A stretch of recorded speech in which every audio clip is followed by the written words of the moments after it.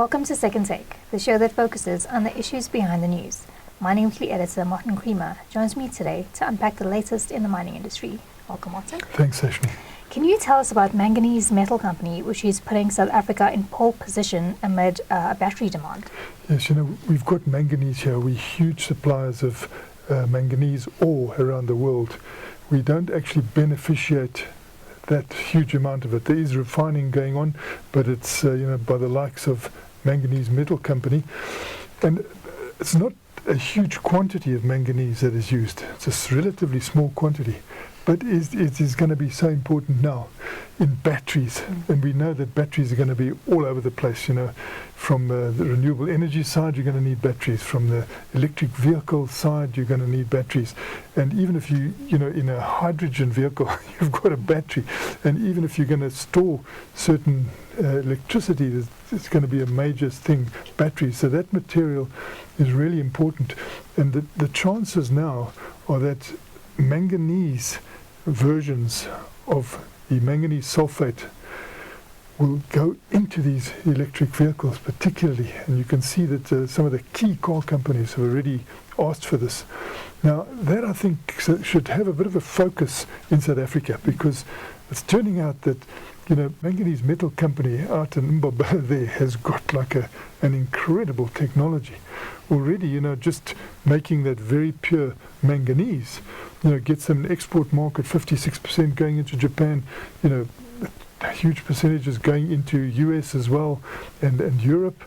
So they're already in that market, and they're in pole position because of that to now move the next step in a brownfield way. They won't have to leave Mbombela in that first situation there, and get a lot of export out for South Africa, which is what we need at the moment.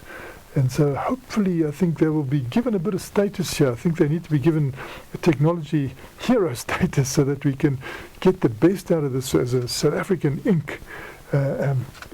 Because we need that rand strengthened, we need exports going out, we need revenue coming in, foreign exchange, and all those sort of things. We need a lot more tax. And that can happen if just a focus is put on what is an incredible company out in Mbombela. Now, Morgan Stanley analysts say that Glencore's growth potential on the circular economy could be very significant. The circular economy is amazing.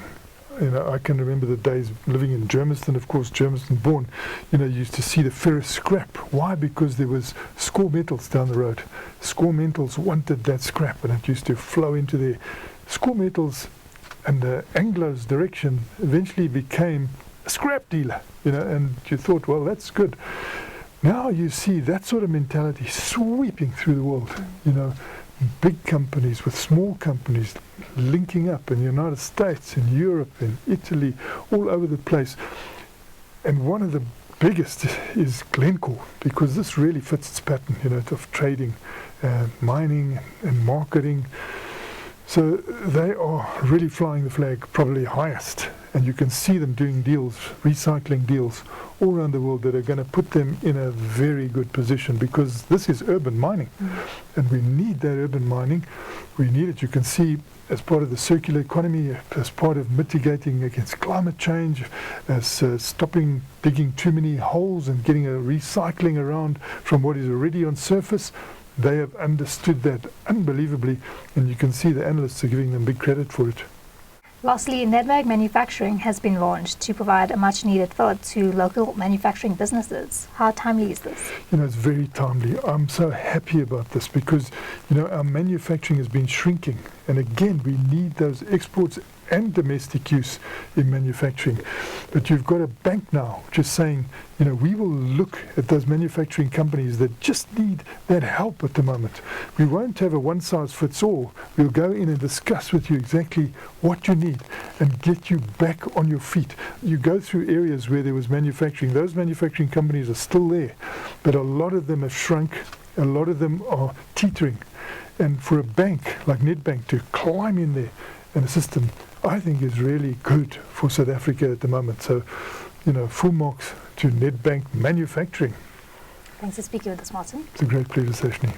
That's it for today. Join us again next week for more news analysis on the local and global mining industries. To subscribe to Creamer Media's Engineering News and Mining Weekly, please email subscriptions@creamermedia.co.za.